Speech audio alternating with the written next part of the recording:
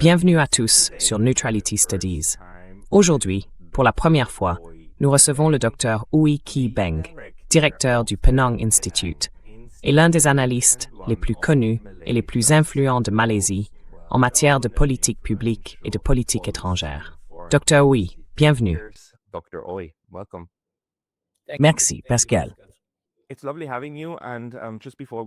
C'est un plaisir de vous recevoir. Et juste avant de commencer, je voudrais dire à tout le monde qu'il y aura un grand événement à Penang, le dialogue de Penang pour la paix, les 5 et 6 septembre, donc dans moins d'un mois. De nombreux penseurs se réuniront sur votre magnifique île pour parler de la situation internationale. Pour toute personne qui souhaiterait s'y rendre, Neutrality Studies dispose encore de 8 places. Vous pouvez m'écrire un email en disant que vous aimeriez participer. Je serai heureux de vous mettre en relation. Et vous, Dr. Ui, vous ferez aussi partie de ce groupe. Il y aura beaucoup de discussions sur les relations internationales, ainsi que des analyses sur, la paix dans le monde. Dr. Ui, maintenant que cela est dit, pouvons-nous parler un peu de votre point de vue sur notre situation en 2026, en matière de guerre et de paix? Parce que, vous savez, en Europe, la situation paraît très très sombre en ce moment. Quelle est votre analyse de notre position actuelle?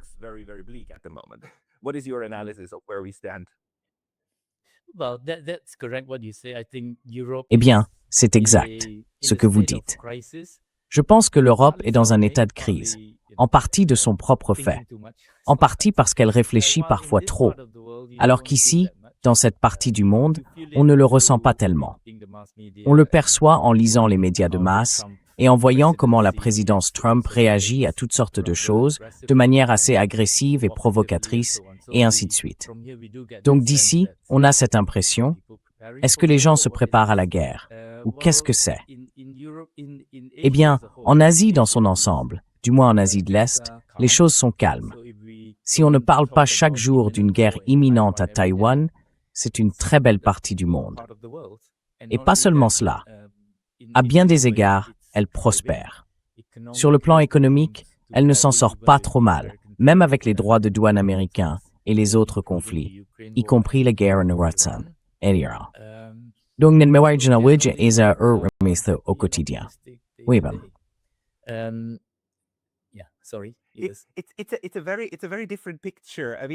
C'est une image très différente. Je veux dire, j'ai la même impression chaque fois que je vais en Asie du Sud-Est, que ce soit en Thaïlande ou en Indonésie. Les gens semblent plutôt impatients de voir l'avenir, non? On a l'impression que de bonnes choses les attendent. Et quand on arrive en Europe, tout est sombre. Tout tourne autour de la guerre. Oh, c'est la guerre! Il y aura la guerre! Nous devons nous préparer à la guerre. Même en Suisse, c'est très dystopique, d'une certaine manière.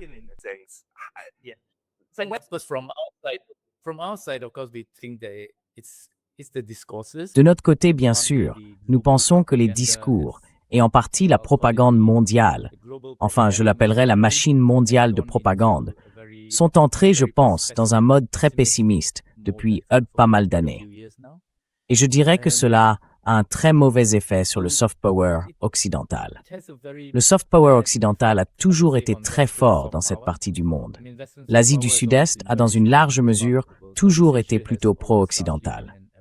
Les gens aiment les choses occidentales, et ainsi de suite. Mais tout cela a disparu très vite, je le soupçonne personnellement, à cause de ce qui ressemble à de la propagande. C'est comme si la réalité en Europe était soudain devenue très différente de la réalité ici.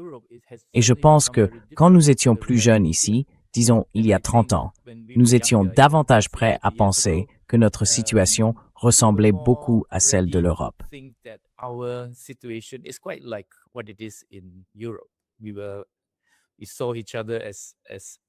Nous nous considérions davantage comme faisant partie d'un ensemble géoéconomique mondial. Je pense que cette époque est révolue, en partie grâce à l'essor de la Chine, à l'essor de l'Inde, et ainsi de suite. Je pense que c'est la réalité économique qui fait avancer les choses. L'idéologie suit. Donc en général, les gens sont plutôt optimistes ici, je pense, malgré certaines catastrophes naturelles dont vous avez peut-être entendu parler. Mais c'est aussi une région du monde qui a toujours été assez ouverte aux différences. C'est une zone très maritime. Certains l'appellent, je suppose, la deuxième Méditerranée. Nous avons donc toujours connu un certain niveau, un niveau élevé de multiculturalisme dans cette partie du monde. Il y a donc une forme de, si vous voulez y voir le mauvais côté, de fatalisme. Mais sous un angle positif, c'est aussi une bonne chose, si vous voyez ce que je veux dire.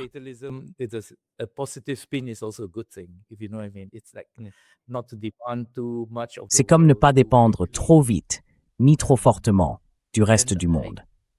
Et bien sûr, j'ai tendance à penser que beaucoup de choses découlent de l'économie. Donc, quand la situation économique est plutôt bonne dans la région, et pas seulement pays par pays, on a tendance à être plus optimiste. La mobilité sociale paraît très réelle. Il semble évident que mes enfants auront une vie meilleure que la mienne. Il y a généralement la paix. On ne voit aucune possibilité qu'une grande guerre éclate ici. Cela m'amène peut-être à un point important. Nous craignons que s'il y a une guerre ici, elle soit provoquée par une puissance occidentale. Elle ne sera pas provoquée par nous. Je pense que ce serait le sentiment général. Et bien sûr, personne n'aime vraiment quelqu'un. Vous savez, on ne peut pas être trop positif à l'égard de personnes, de forces ou de nations dont on pense qu'elles pourraient tenter d'allumer un conflit dans cette partie du monde.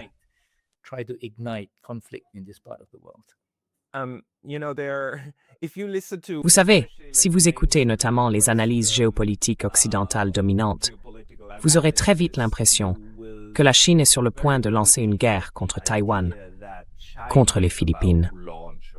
Est-ce que cela vous préoccupe?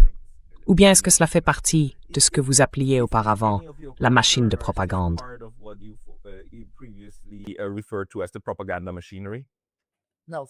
D'abord, je dirais qu'on parle de l'ascension de la Chine. Mais je pense qu'en Occident, quand on dit l'ascension de la Chine, c'est comme si la Chine n'existait pas avant cette ascension. Ouais, bien sûr. Ça nous est tombé de Mars ou quelque chose comme ça. Mais nous avons toujours vécu avec la Chine. Je suis d'origine chinoise. Penang est chinoise à 45%. Donc, sans trop insister sur la question chinoise, cette partie du monde est celle où l'influence de la Chine a toujours été assez importante. Peut-être que si l'on remonte à 1000 ou 2000 ans, l'influence indienne était assez forte, parce que beaucoup des cultures d'ici, les cultures malaises telles qu'elles sont définies en Indonésie et en Malaisie, ont clairement un caractère indien. Puis il y a une couche mahométane, si je peux employer ce mot, par-dessus tout cela, venue en grande partie d'Arabie et de l'Inde elle-même. Mais si l'on regarde maintenant les quelques derniers siècles, on voit que l'influence chinoise est plus forte, principalement pour des raisons démographiques, principalement en raison des mouvements venus du sud de la Chine, des immigrés du sud de la Chine et aussi des influences économiques de la Chine.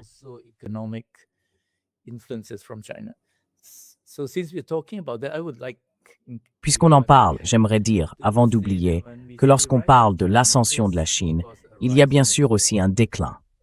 Et dans l'histoire chinoise, on retrouve ce mouvement cyclique. Les dynasties arrivent, les dynasties disparaissent. Et bien sûr, les dynasties chinoises concernent surtout le nord de la Chine. Elles commencent généralement dans le nord. Le sud de la Chine a donc toujours eu sa propre histoire.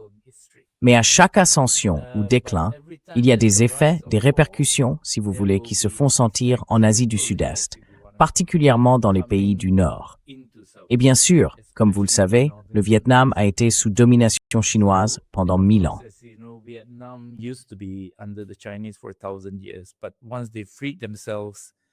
Mais une fois qu'ils se sont libérés, il est devenu très évident dans l'identité vietnamienne de dire « nous ne sommes pas chinois », n'est-ce pas? Ce genre de sentiment.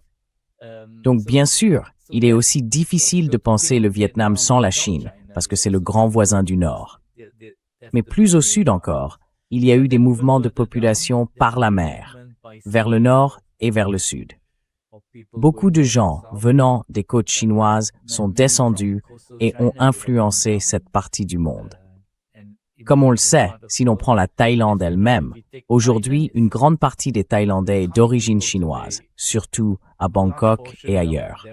Donc tout ça, enfin, c'est une longue façon de dire que, quand on parle de la montée de la Chine, ce n'est que la poursuite d'une histoire.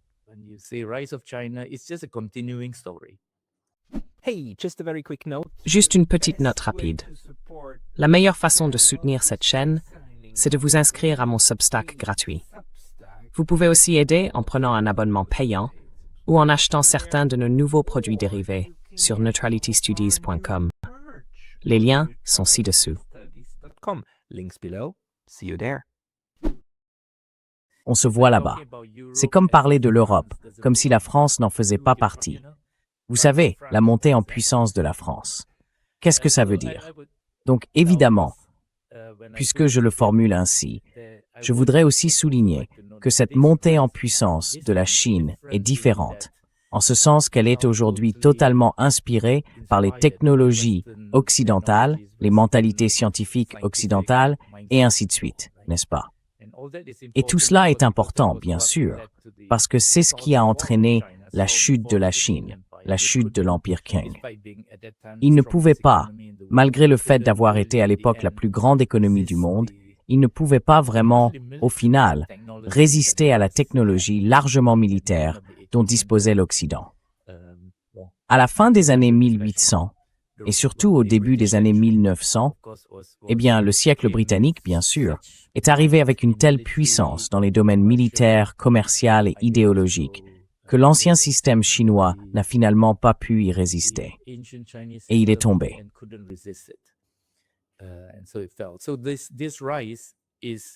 Donc cette montée en puissance serait une étape hégélienne, si j'emploie ce mot. L'Est a pour antithèse l'Ouest, et maintenant on a quelque chose qui est, on ne sait pas quoi, un occidentalisme aux caractéristiques chinoises, quelque chose comme ça, non? On a donc tout ce mélange, des communistes chinois de l'Est, enfin le communisme est aussi occidental. Et oui, à bien des égards, c'est un parti communiste qui dirige le pays. Mais il le dirige presque comme s'il s'agissait d'une dynastie. Vous voyez ce que je veux dire? J'essaie d'introduire l'idée hégélienne, selon laquelle il y a un mouvement historique qui va, oui, dans un sens, puis dans l'autre. Donc, on ne peut pas simplement voir la Chine comme si c'était la Chine ancienne. Ce n'est pas la Chine ancienne. La Chine ancienne a été détruite à bien des égards, et ceci est une construction nouvelle. Donc, en ce sens, ce n'est pas simplement une nouvelle montée en puissance de la Chine.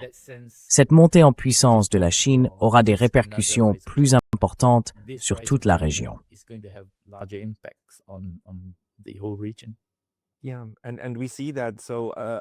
Oui, et on le voit bien. Donc, vous savez, l'un des problèmes dont je parle souvent, c'est qu'à Mouvan, que l'Occident a ce besoin intense de concevoir tout le monde de la politique internationale comme un affrontement entre nous et eux. Encore une fois, il y aurait le bien, le mal et rien entre les deux. Et je pense que la Malaisie, l'Indonésie, l'Asie du Sud-Est en particulier, ont désormais une longue histoire, depuis leur indépendance, depuis les années 50 en fait, qui consiste à dire « non, les amis, non ». Je veux dire, Bandung, c'était justement dire que cela ne devait plus fonctionner comme ça. Et en 1955, votre Premier ministre actuel a été assez clair en disant « non, regardez, nous ne choisissons pas de camp et nous avons une autre manière d'aborder les choses. Qu'en pensez-vous? Et avez-vous l'impression que les collègues occidentaux écoutent la perspective qui vient de Malaisie, d'Indonésie et d'autres endroits qui ne font partie de l'Occident?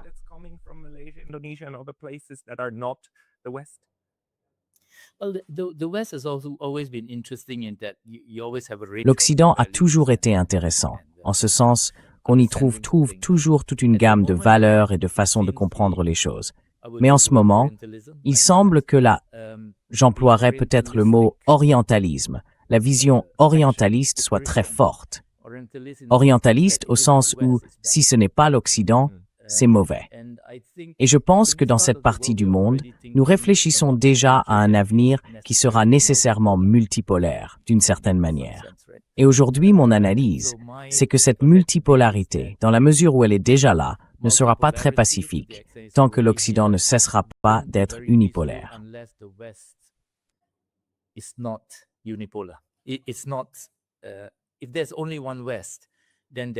S'il n'y a qu'un seul Occident, alors il n'y aura pas de multipolarité, parce que l'Occident ne le permettra pas. Mais si l'Occident découvre qu'il n'est pas un bloc unique, qu'il est composé de nombreuses parties, et qu'il peut admettre en son sein que les autres civilisations ne sont pas par définition inférieures, alors nous avons une chance. Mais tant que l'Occident voudra suivre cette voie selon laquelle tout ce qui n'est pas occidental est inférieur, et que tout ce qu'il y a de bon en dehors de l'Occident serait copié de l'Occident, ce qui est une idée ridicule. Pourtant, je pense que cela semble faire partie du discours, n'est-ce pas? Donc je pense que pour la suite, notre plus grand défi est de rééduquer l'Occident.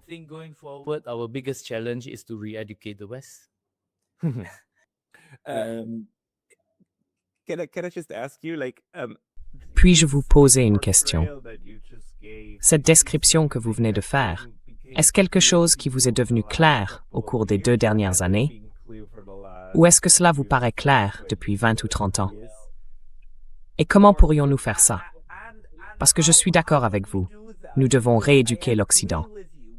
Mais l'Occident résiste très très fortement à l'éducation.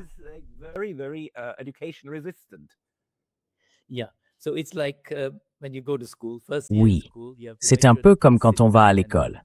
En première année, il faut s'assurer que les enfants s'assoient et comprennent qu'il y a quelque chose à apprendre, qu'il y a une raison de s'asseoir en classe ou de se réunir autour d'une table ronde, si vous voulez. Il y a un fort sentiment de supériorité qui pouvait peut-être avoir de très bonnes raisons d'exister il y a quelque temps, si l'on pense aux innovations militaires, scientifiques, et ainsi de suite. Mais en matière de civilisation, d'influence civilisationnelle, et tout le reste du monde, enfin, avait la sienne. Il est temps que l'Occident laisse derrière lui cette mentalité coloniale. Par là, je veux bien sûr dire qu'il ne s'agit pas de partir découvrir le monde. Il ne s'agit pas de partir sauver le monde. Vous voyez tout ça. Et vous avez mentionné la conférence de Bandung.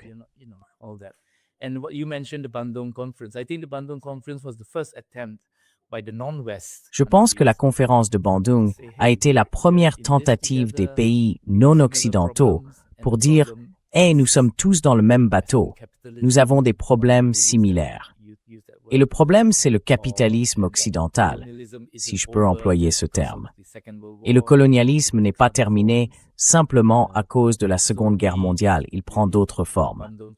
Donc nous, les membres de la conférence de Bandung, aujourd'hui, on dit bien sûr le Sud global, nous devons nous lever.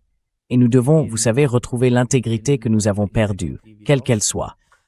Et je pense que ce qui convaincra l'Occident qu'il a besoin d'être rééduqué viendra de la nécessité économique, pas tant de l'idéologie. D'abord la nécessité économique, puis l'idéologie suivra, je pense. Vous savez, c'est l'une de mes convictions. L'économie passe d'abord, puis l'esprit suit. Un peu nazi, je l'admets.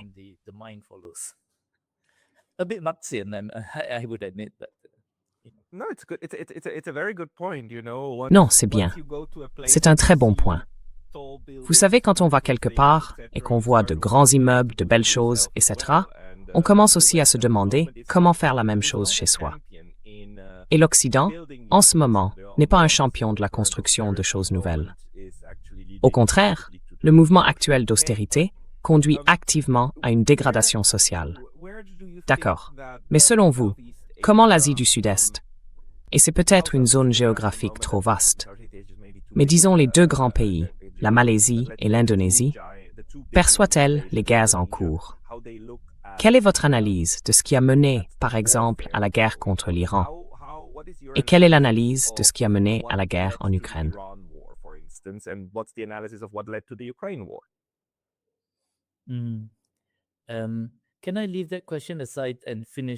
Est-ce que je peux laisser cette question de côté et terminer quelque chose que vous avez fait surgir dans mon esprit? Bien sûr. Je reviendrai à cette question. Vous m'avez demandé, quand j'ai évoqué l'orientalisme, la supériorité occidentale et tout ça, s'il y avait quelque chose de nouveau qui arrivait. Je répondrais oui et non. Je pense qu'il est désormais plus largement admis parmi les Asiatiques qu'il y a encore des choses à gagner dans leur processus de décolonisation. Et je pense que l'ascension de la Chine a été en ce sens une révélation pour beaucoup de gens ici. Ils commencent maintenant à penser au-delà de la simple idée d'être un État-nation sur la défensive, capable de survivre dans un monde dominé par l'Occident. Et je pense que, pendant plusieurs décennies, l'indépendance se résumait essentiellement à cela.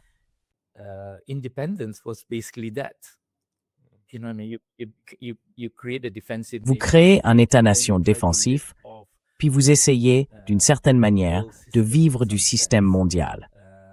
Vous mettez en place des zones de libre-échange, vous faites venir un tel pour construire une usine, et vous êtes content. Voilà, je fais maintenant partie de l'économie mondiale. Et donc, les ambitions de la décolonisation étaient plutôt modestes quand on les regarde aujourd'hui. Grâce à l'essor de pays comme la Chine et ainsi de suite, on se dit soudain « on peut aller plus loin que ça ». Nous pouvons être les égaux de l'Occident en tant qu'êtres humains. Depuis le colonialisme, nous sommes en relation les uns avec les autres, à travers les États, à travers les nations. Je pense que nous pouvons aller au-delà. Nous pouvons être en relation les uns avec les autres en tant que peuple.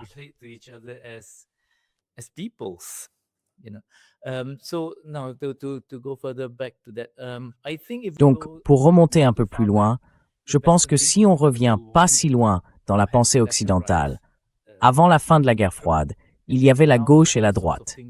Et cela permettait toutes sortes de réflexions, même en Occident, n'est-ce pas?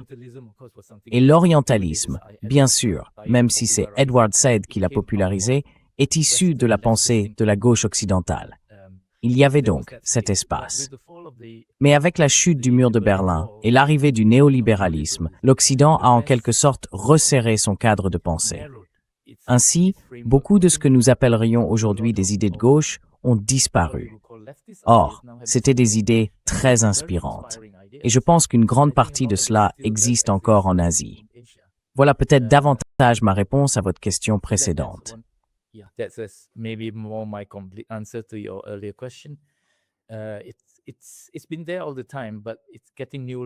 Cela a toujours été là, mais cela reprend vie aujourd'hui. La conférence de Bandung devient donc le Sud global. Ces tendances de gauche sont toujours présentes et le néolibéralisme est en recul. Par conséquent, les idées de gauche reviennent sous une forme ou une autre. Je ne pense pas que le communisme reviendra au sens léniniste.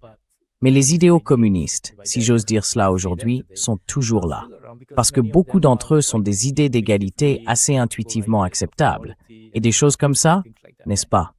Le capitalisme, pendant la période néolibérale, est devenu invisible, dans le sens où il allait de soi.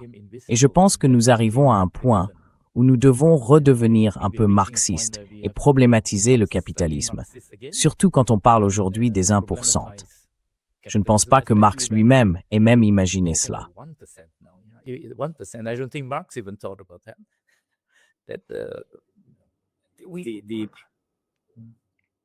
Oui, nous avons le premier milliardaire en milliers de milliards de dollars aux États-Unis. Ça devient de plus en plus grossier, au point qu'on constate cet écart économique. Et en même temps, on voit comment la Chine a sorti 800 millions de personnes de la pauvreté pour les faire entrer dans la classe moyenne. Je veux dire, le contraste est de plus en plus frappant.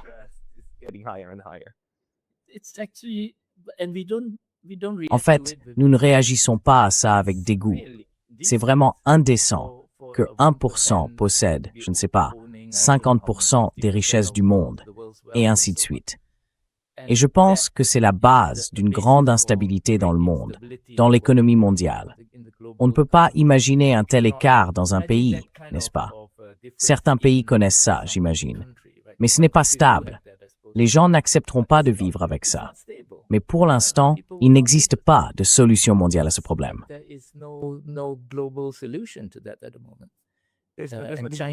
Il n'y a plus de dialogue mondial sur ce sujet, comme il y en avait pendant la guerre froide, avec le débat entre capitalisme et communisme. Il n'y en a plus. C'est comme vous l'avez dit, aujourd'hui, on considère simplement que le monde est ainsi. Et vous dites que cela va probablement changer.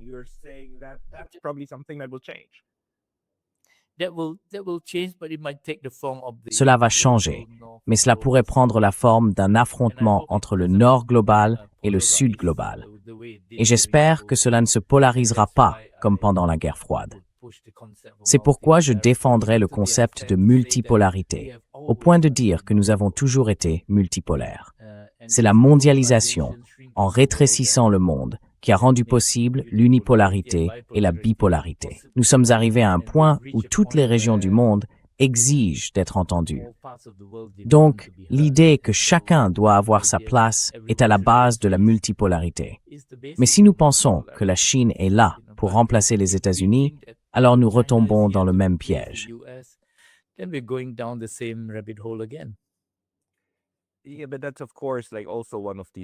Oui, mais c'est aussi bien sûr l'une de ces attitudes occidentales. Toujours penser que l'autre est exactement comme nous, n'est-ce pas? Donc, puisque nous avons dû dominer le monde, la Chine doit forcément être comme ça et chercher à dominer le monde. En fait, c'est le paradigme réaliste. C'est soit nous, soit eux. Et tout le monde agit fondamentalement comme l'Occident. Je ne veux pas trop les critiquer, mais vous êtes libre de réagir à ça. J'ai juste une autre question sur Bandung et sur les changements depuis lors. Parce que Bandung était très explicitement une conférence afro-asiatique, n'est-ce pas? Afro-asiatique, et c'était un terme important pendant la guerre froide. Est-ce que cette notion existe encore, ou bien est-ce que, selon vous, l'Afrique et l'Asie dérivent en quelque sorte vers des sphères séparées? Mais n'hésitez pas à répondre à ce que vous voulez.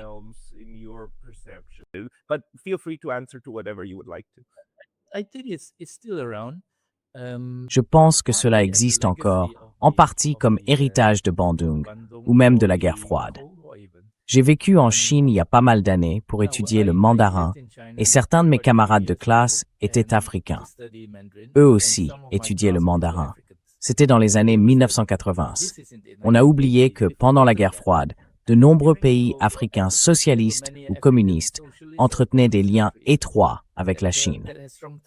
Cet héritage s'inscrit donc dans une certaine continuité. Alors, encore une fois, quand les médias occidentaux donnent soudain l'impression que la Chine est apparue en Afrique du jour au lendemain, non. Pendant la guerre froide, ce bloc, si je peux l'appeler ainsi, de pays anticapitalistes existait bel et bien.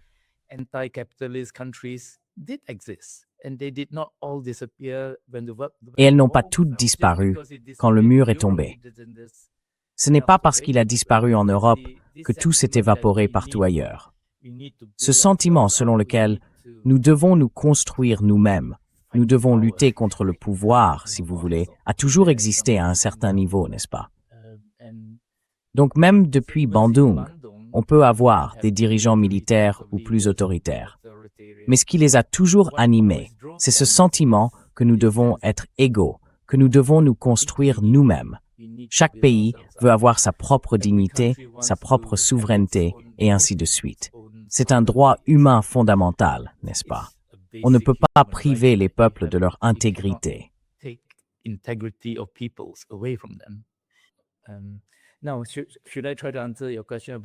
Maintenant, est-ce que je devrais essayer de répondre à votre question sur l'Ukraine?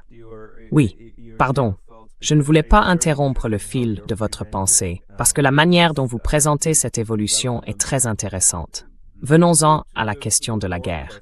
Mais, pardon, peut-être avant cela, ce que vous présentez ici, est-ce quelque chose qui vous paraît évident à vous, ou pensez-vous que c'est évident pour beaucoup de gens en Asie du Sud-Est? Parce que, vous savez, ce n'est pas du tout évident pour les gens en Occident, en Amérique du Nord et en Europe. Je veux dire, c'est assez stupéfiant de voir qu'il existe un vaste groupe d'experts, de groupes de réflexion, d'universitaires et ainsi de suite, qui présentent tout le moment actuel comme un affrontement entre le bien et le mal. Vous savez, la Russie et l'Occident, le régime maléfique des mollahs et l'Occident, le bon Israël et les terroristes maléfiques. C'est vraiment frappant, plutôt une fois qu'on sort de ce mental. break out of that mental framework. J'emploie le terme d'orientalisme de façon tout à fait délibérée. Si je pense d'abord uniquement à la Chine, je suis sinologue, n'est-ce pas? J'étudie l'histoire chinoise et la philosophie chinoise à l'Université de Stockholm, qui a toujours été un excellent lieu pour étudier la sinologie. Et à cette époque, il allait de soi pour tous nos étudiants que la relation de l'Occident avec la Chine, qui constituait un autre très commode, avait toujours été assez difficile. Il y avait des périodes sinophiles, puis des périodes où la Chine devenait la source de tous les maux. La Chine a donc toujours été, il y a toujours eu des Européens qui adoraient la Chine, puis d'autres qui la détestaient parce qu'ils projetaient sur elle tous les maux, et ainsi de suite.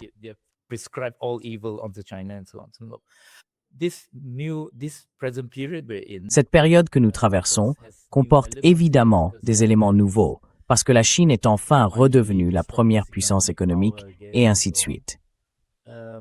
Mais ce que je constate, c'est que beaucoup de gens qui disent du mal de la Chine, des choses négatives sur la Chine, ne sont même jamais allés en Chine. Ils en ont une certaine image. En réalité, ce n'est pas nouveau, parce que cela a toujours été ainsi pour beaucoup d'Occidentaux, d'Européens, et ainsi de suite. La Chine n'est qu'une image. Et bien sûr, une image, c'est comme n'importe quel voisin que vous détestez. Vous ne voulez pas le rencontrer. Vous pouvez donc continuer à le détester, parce que vous ne le voyez pas comme une personne.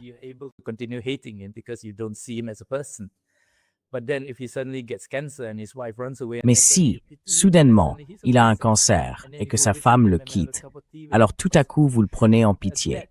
Et tout à coup, c'est une personne. Alors vous allez lui rendre visite, vous prenez une tasse de thé avec lui ou quelque chose comme ça. C'est vraiment important. Et je pense que certains pouvoirs en place ont intérêt à maintenir cette distance discursive entre les groupes, n'est-ce pas? L'altérisation est importante, n'est-ce pas? Ce qui était aussi intéressant, et peut-être qu'à partir de là, on pourrait en venir aux guerres actuelles, c'est le rôle des États musulmans aujourd'hui, dans la péninsule arabique, en Asie centrale, vous savez, au Moyen-Orient.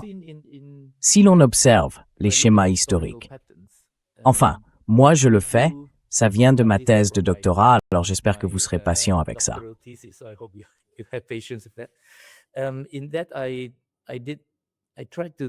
Là-dedans, j'ai essayé de voir l'Europe comme un ensemble de pièces distinctes. Vous voyez? Il y a donc la côte atlantique, c'est-à-dire les Néerlandais, peut-être les Danois, l'Angleterre, et ainsi de suite. Cela représentait un colonialisme très puissant, et peut-être le capitalisme, la piraterie, et ainsi de suite. Et si vous incluez l'Espagne et le Portugal, alors là, clairement, ils ont donc pu extraire énormément de richesses et de puissance par la conquête. La fondation de l'Amérique a évidemment été le grand avantage, puis il y a eu tout le reste du monde. Mais ensuite, il y a l'Europe centrale elle-même, les pays qui n'avaient pas beaucoup de littoral, parce qu'ils étaient bien sûr menacés. Donc vous avez les Allemands qui viennent pour amener les Russes, et ainsi de suite.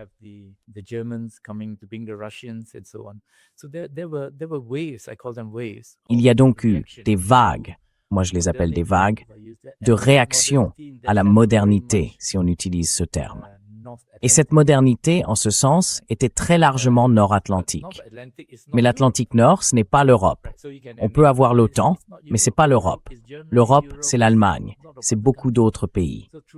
Donc tout au long de l'histoire récente, disons ces 200 dernières années, ces autres pays ont eu aussi dû réagir à la montée en puissance de l'Angleterre, des Hollandais, et ainsi de suite.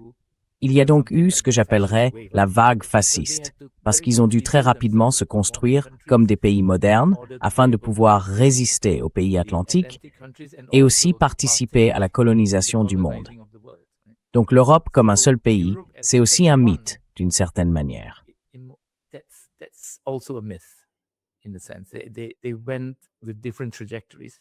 Ils ont suivi des trajectoires différentes. Ensuite, vous avez la Russie, qui, si elle n'était pas fasciste, est devenue vraiment léniniste, stalinienne, communiste. C'était presque au même moment une autre vague de pays qui essayaient de prendre part au pillage moderne du monde, disons. Donc l'histoire moderne du monde se déroule en quelque sorte par vagues, en réaction à cette nouvelle manière d'accumuler des richesses, soit par le pillage, soit par la productivité, par le capitalisme, par la science et la technologie, et ainsi de suite. Alors ceux qui étaient laissés pour compte devaient évidemment réagir très vite. Et partout en Europe, c'était la même chose. On le voit bien. L'Allemagne, elle est née quand? En 1868 ou quelque chose comme ça.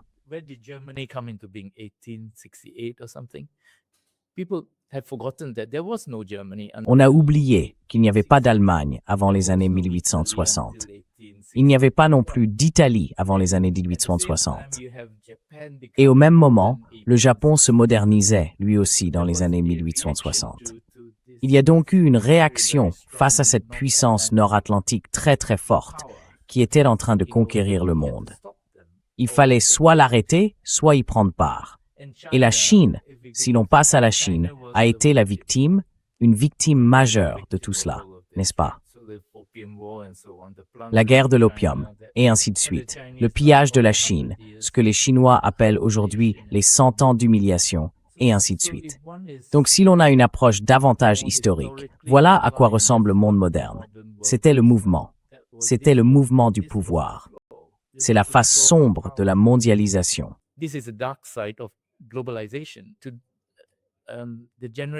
La génération d'aujourd'hui penserait que la mondialisation, c'est simplement l'économie, la technologie, et ainsi de suite.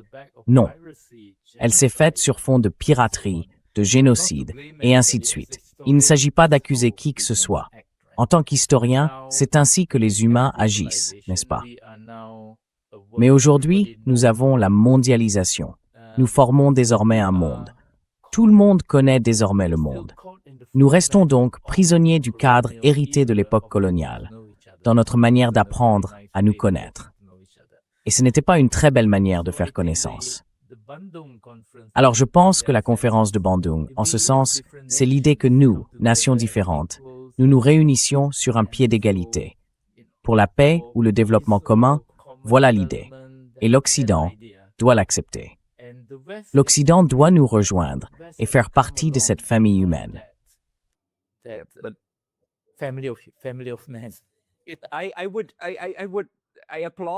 Je souscris à tout ce que vous venez de dire. C'est simplement que malheureusement, la résistance de l'Occident à accepter réellement un tel cadre d'analyse est très forte. Et vous savez, c'est important, vraiment important.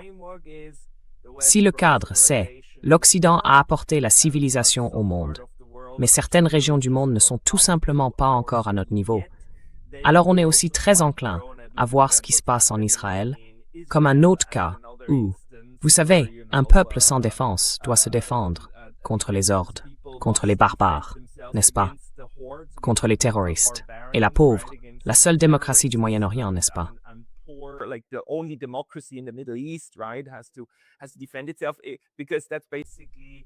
Elle doit se défendre, parce que c'est fondamentalement ce que l'Occident colonial a fait en Amérique du Nord. Il a commis un génocide sur l'ensemble du territoire, puis l'a repeuplé avec des Blancs et des Noirs qu'il y a amenés comme esclaves. Mais cet état d'esprit n'est pas présent, même s'il existe aujourd'hui une certaine reconnaissance de cette histoire. Cela ne se traduit pas vraiment par une grille de perception. Alors que je pense, ce que vous nous avez exposé serait tout à fait évident pour de larges pans des peuples qui ont été soumis à ce joug colonial, qui ont réellement vécu ce genre d'expérience de l'autre côté et qui y ont survécu, je dois le dire.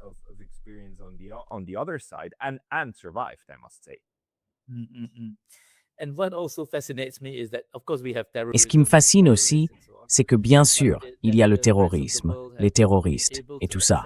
Mais le reste du monde a quand même réussi à si bien accepter l'Occident, malgré toutes les atrocités et tout le reste. Donc je ne sais pas. Enfin, la bonne chose, c'est qu'on a Trump. D'une certaine manière, Trump pousse les choses, il les rend évidentes, non? C'est plus clair. Oui. Parce qu'il n'a aucune subtilité. Enfin, il ment tout le temps, mais ses mensonges ne sont pas sophistiqués. C'est comme si vous regardiez son administration récemment, ces dernières semaines. Ils commencent à dire que les gens leur doivent quelque chose. L'Europe doit quelque chose à l'Amérique. Maintenant, tout le monde doit quelque chose à l'Amérique. C'est l'heure de rendre la monnaie d'une certaine manière, non?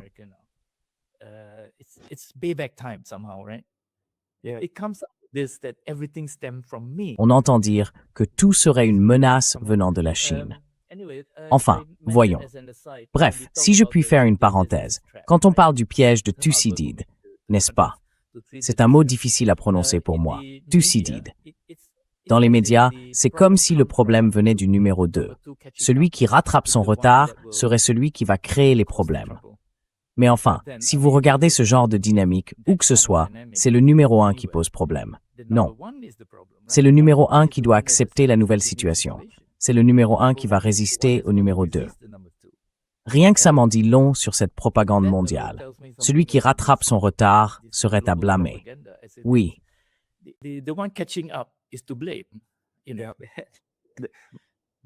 I ask you just on this point because it was so fascinating. Puis-je vous interroger sur ce point précis? Parce que j'ai trouvé fascinant d'entendre Xi Jinping, lors de la visite de Trump en Chine, faire lui-même allusion à ce piège. C'est un concept tellement occidental. Mais Xi Jinping a vraiment pris soin, avec tous ses rédacteurs de discours, de se demander comment présenter ce qu'il voulait dire, d'une manière qu'il pourrait peut-être comprendre. Est-ce ainsi que vous l'avez perçu, vous aussi? Maybe understand. Is that also how you took this? Oui, ça m'a surpris aussi, parce que je pensais que la Chine, en règle générale, n'accepterait pas cette façon de penser. Comme elle n'accepterait pas le G2, vous voyez? Je veux dire, c'est simple. J'aimerais que les jeunes prennent davantage conscience de la manière dont fonctionne le pouvoir. Un terme simple, anodin, peut concentrer beaucoup de pouvoir. Alors, si la Chine avait accepté le G2, qu'est-ce qui arrive aux BRICS?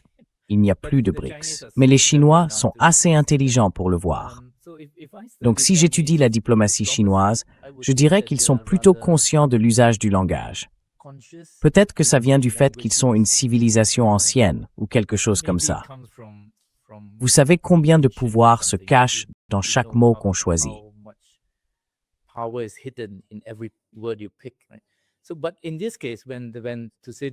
Mais dans ce cas précis, quand Xi Jinping a évoqué ce piège, je me suis dit que c'était lui qui recevait. Or, en général, l'hôte essaie de parler comme son invité. Et je me demandais, est-ce que c'est parce que sinon il ne vous comprendrait pas?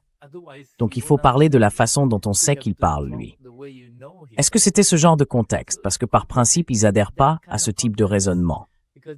Mais puisque Trump lui adhère, alors, si vous voulez lui parler, vous lui parlez en quelque sorte selon ses propres termes, n'est-ce pas? Je ne sais pas si c'est une explication suffisante, mais j'ai été surpris qu'il emploie ce terme. C'est peut-être simplement qu'il jouait son rôle d'hôte et que, dans une certaine mesure, on parle comme son invité. Sinon, le message ne passe pas.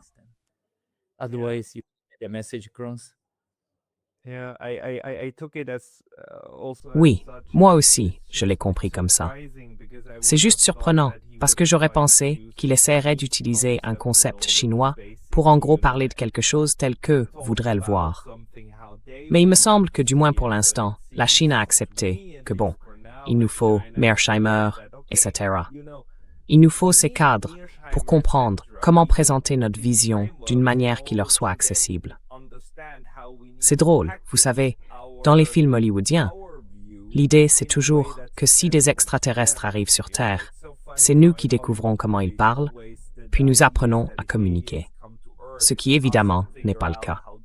L'Occident n'arrive même pas à parler à la Chine, ni à comprendre comment la Chine s'exprime. Je trouve ça tellement drôle.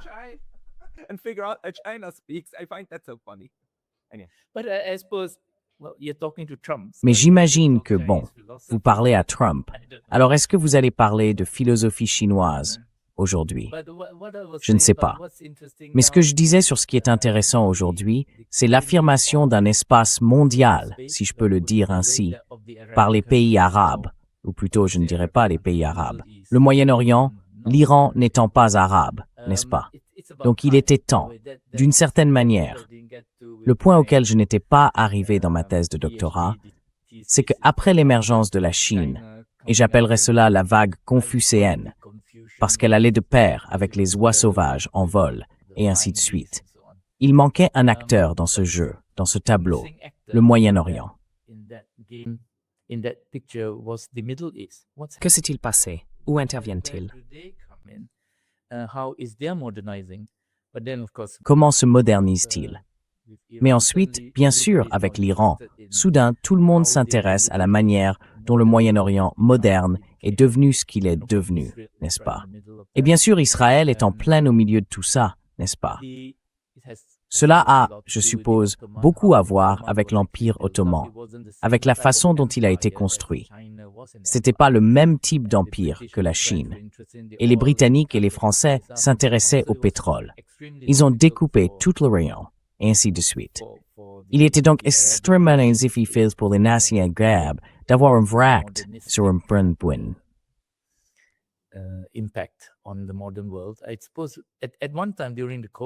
Je suppose qu'à une époque, pendant la guerre froide, beaucoup de leurs gouvernements se disaient, enfin, socialistes d'une certaine manière, non? Militaires, bien sûr, socialistes, et ainsi de suite. Mais tout cela a disparu, et il n'y a plus d'idéologie qui offre une possibilité de les unir, et ainsi de suite. Mais au bout du compte, tout se résume au pétrole. Et ce ne sont pas les pays arabes qui montent en puissance. C'est l'Iran qui tient bon, si l'on peut dire. Et puis, soudain on se met à penser, ah oui, l'Iran, c'est aussi vieux que la Chine. Non, c'est pas vieux. Alors maintenant, on commence à parler de civilisation, n'est-ce pas?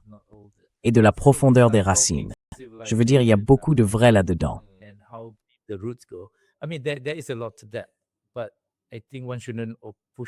Mais je pense qu'il ne faut pas trop insister sur l'idée que les anciens Chinois et moi, nous sommes le même peuple. Je veux dire, il y a des amis qui sont... Non, je ne vais pas trop pousser ce point-là. Il nous faudrait encore 1 heure pour discuter de ces questions. Mais aujourd'hui, soudainement, le Moyen-Orient doit avoir sa place dans le monde. Et c'est de là que vient une grande partie de notre pétrole. Alors, ils revendiquent en quelque sorte cet espace, mais d'une manière plutôt militaire. Bien sûr, tout est construit autour de la guerre, parce que le colonialisme n'est pas terminé. Les effets du colonialisme, évidemment, perdurent. Et donc, vous avez des gens comme Trump qui vont au Venezuela et qui disent « Bon, maintenant c'est moi le roi, je veux votre pétrole. » Voilà. Prenez votre pétrole. Maintenant, il est à moi. Point final. Sommes-nous de retour à l'époque espagnole? On dirait bien, non? Oh, il y a du pétrole. Je le veux. Je vais le prendre. Et en ce sens, Trump a quelque chose de positif. Il nous donne, à nous, la génération actuelle, un aperçu de ce que l'on ressentait probablement il y a 500 ans.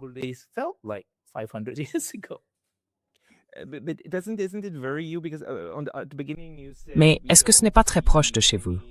Parce qu'au début, vous avez dit qu'on ne voyait aucun signe indiquant qu'une grande guerre allait éclater bientôt. Mais ce qu'on voit avec le détroit d'Ormuz est en réalité très très crucial pour un endroit dont vous êtes très très proche, le détroit de Malacca. Enfin, je ne sais pas, Penang fait déjà officiellement partie du détroit? Oui. Nous sommes à l'extrémité, c'est ça? Mais le détroit de Malacca est stratégique, non? Si les États-Unis veulent faire la guerre à la Chine, ils devront couper ce passage, non? Comment évaluez-vous ce risque?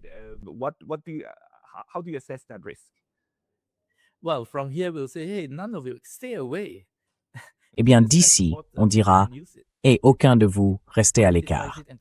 C'est une étendue d'eau. Les gens peuvent l'utiliser, la politiser et en faire une arme. C'est un discours de guerre, évidemment. Et je pense que le dernier sursaut du colonialisme, ça ne se produira pas ici. Je ne pense pas que l'ASEAN et les pays de la région laisseront cela se produire. Le détroit de Malacca restera ouvert. Il est fait pour être utilisé par le monde entier. Donc ici, beaucoup y voient du bellicisme, je pense, et nous ne voulons pas en faire partie. Et la guerre en Iran est intéressante si on la compare à l'Irak ou à l'Afghanistan. L'Iran, je dirais, a tenu bon. Vous n'allez pas prendre cet endroit, n'est-ce pas? Alors que l'Irak a été pris, l'Afghanistan a été pris. Mais bien sûr, cela est peut-être lié au fait que l'Amérique n'a pas envahi le Venezuela. Ils ont simplement retiré la tête parce que c'est à peu près tout ce qu'ils peuvent faire avec la guerre technologique. C'est plus de l'infanterie. It's not infantry anymore. Right? I had this discussion with Indonesian colleagues J'ai eu cette discussion avec des collègues indonésiens sur la centralité de l'ASEAN et aussi sur la ZOPFAN, la zone de paix, de liberté et de neutralité. Et en fait, nous entrons maintenant dans une époque où il devient encore plus important que l'ASEAN défende, d'une manière ou d'une autre, ce principe. Il pourrait arriver un moment où elle devrait le défendre militairement, le principe selon lequel aucune puissance ne doit imposer sa volonté ici. Et cela viserait surtout les Américains, dans le sens où vous ne pouvez pas arriver avec vos porte-avions et fermer le détroit de Malacca. Nous ne l'accepterons pas. Pensez-vous que ce soit un sujet discuté actuellement en Malaisie ou en Indonésie, ou est-ce encore trop théorique?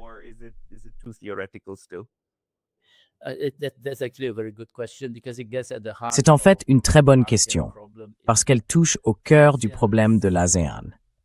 Sa capacité d'action et sa capacité à avoir un impact sur le monde ont toujours dépendu dans une certaine mesure du fait que les grandes puissances le permettent. Car il n'y a ici aucune grande puissance capable de tenir toutes les autres à l'écart. Nous avons donc trouvé ce créneau. Je pense que les pays d'Asie du Sud-Est l'ont trouvé, en partie grâce à la guerre froide. Je suppose en tirant pleinement parti de leur position de zone tampon. Nous tirons pleinement parti de notre rôle de tampon. Notre pouvoir de rassemblement est donc l'un de nos plus grands atouts pour le monde. Nous pouvons réunir les gens. Et en marge des réunions, les Américains et les Chinois peuvent se parler, et ainsi de suite, n'est-ce pas?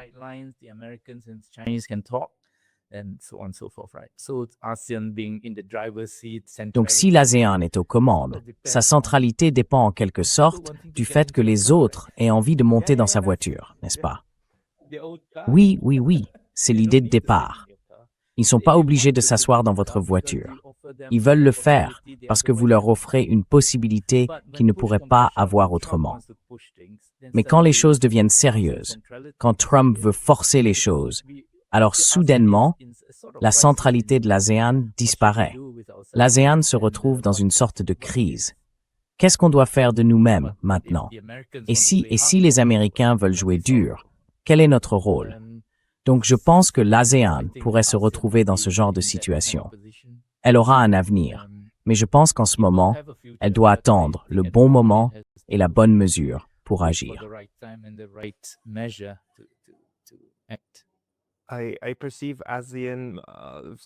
Je vois l'ASEAN, l'Asie du Sud-Est, compte tenu de sa situation géographique et de son évolution politique, comme placée dans une forme de neutralité forcée, entre guillemets.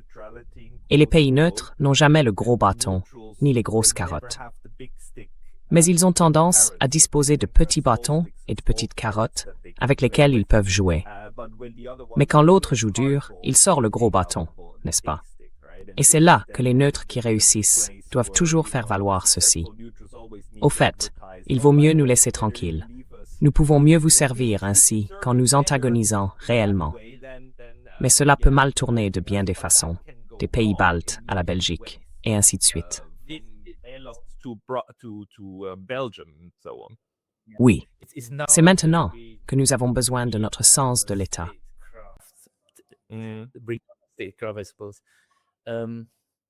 eh bien, je ne sais pas. L'ASEAN. J'ai tendance à penser que lorsque l'ASEAN était au sommet il y a quelques années, qu'elle était aux commandes. Et ainsi de suite. Je le pensais déjà, et je le pense toujours. Le RCEP, quand l'ASEAN plus 5, c'était plus 6, mais l'Inde s'est retirée. Je pense que ça pourrait rester dans l'histoire comme un point culminant de ce que l'ASEAN a pu accomplir, d'une certaine manière. On avait une Asie de l'Est capable de commercer et de se parler. Et maintenant, si le RCEP se développe bien, alors nous avons une bonne raison de ne pas entrer en guerre, quelle qu'en soit la cause. Mais je sais que c'est plutôt idéaliste. Cela dit, je pense que c'est l'une des principales réussites de l'ASEAN.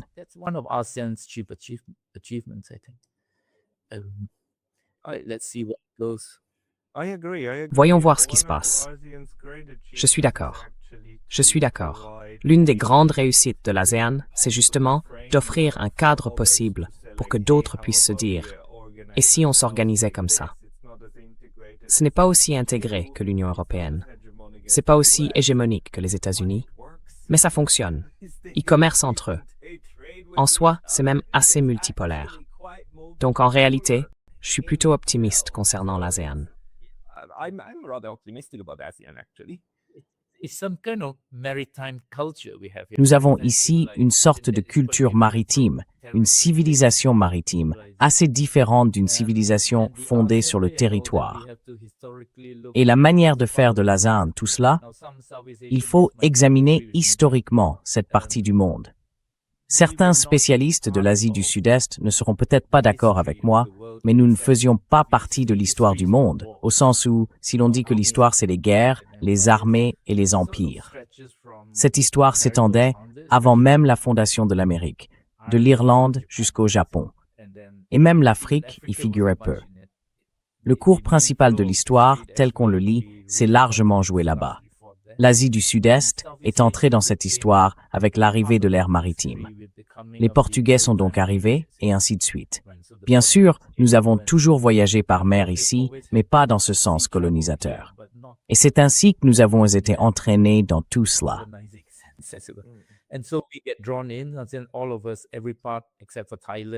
Nous tous, chaque partie de la région, à l'exception de la Thaïlande dans une certaine mesure, sommes devenus des colonies.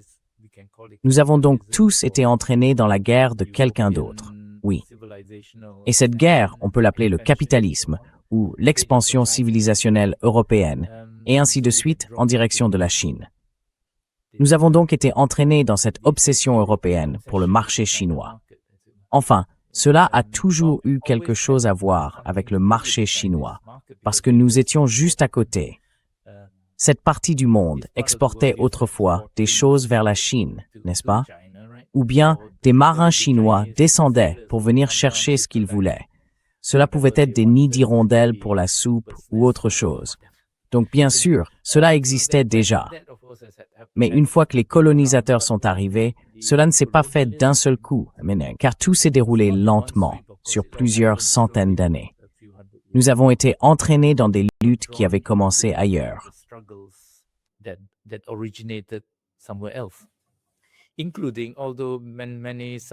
Y compris, même si beaucoup de Sud-Est asiatiques sont musulmans, même les musulmans, ça va, leur religion est acceptée.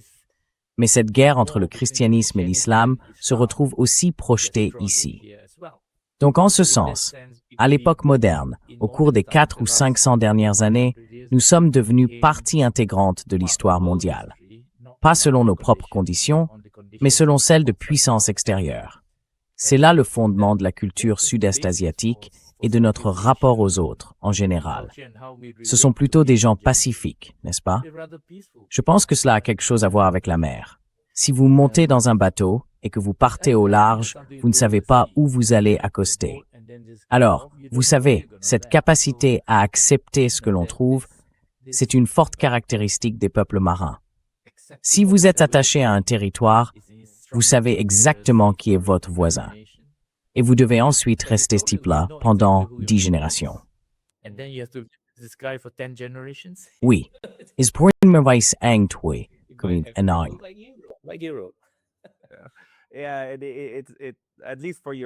Oui, du moins pour l'Europe, cela a engendré un état d'esprit très belliqueux que l'on voit ressurgir aujourd'hui. Mais je suis très heureux d'entendre votre point de vue, qui est en fait assez porteur d'espoir. Je dirais même optimiste. Docteur Ooi, comme nous arrivons vers la fin, les personnes qui souhaiteraient, disons, suivre vos analyses ou lire votre point de vue sur ces questions, où peuvent-elles aller? Oh, eh bien, j'ai un site web. Je m'appelle Kibeng. Alors, je me suis dit que ce serait malin d'avoir un site qui s'appelle Wikibeng, comme Wikipédia, wikibeng.com. Ils peuvent y aller, et la plupart de mes commentaires y sont disponibles. C'est une bonne façon de réfléchir, mais c'est aussi une bonne façon d'attirer du trafic vers mon site. Oui, d'accord.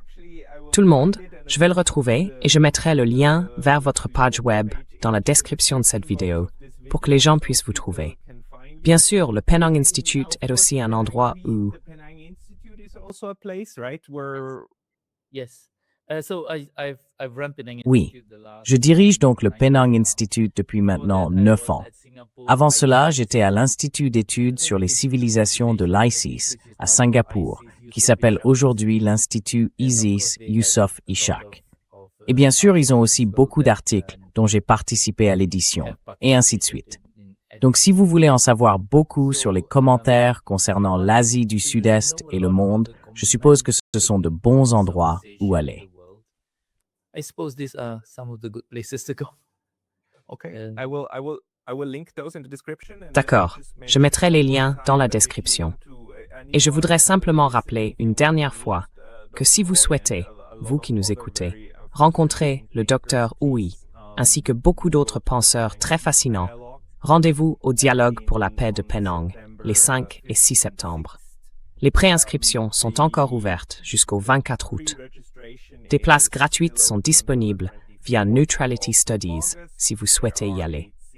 Sinon, il existe d'autres façons de participer à cet événement. Dr Hui, y a-t-il quelque chose que vous aimeriez ajouter à ce stade?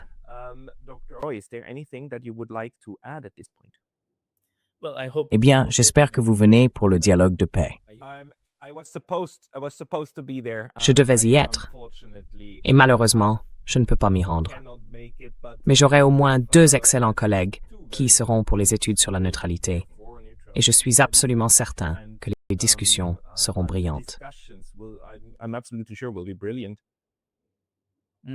Well, a last word from me would be I think Pour conclure, je dirais que nous devons accepter que la mondialisation arrive au terme d'une certaine étape.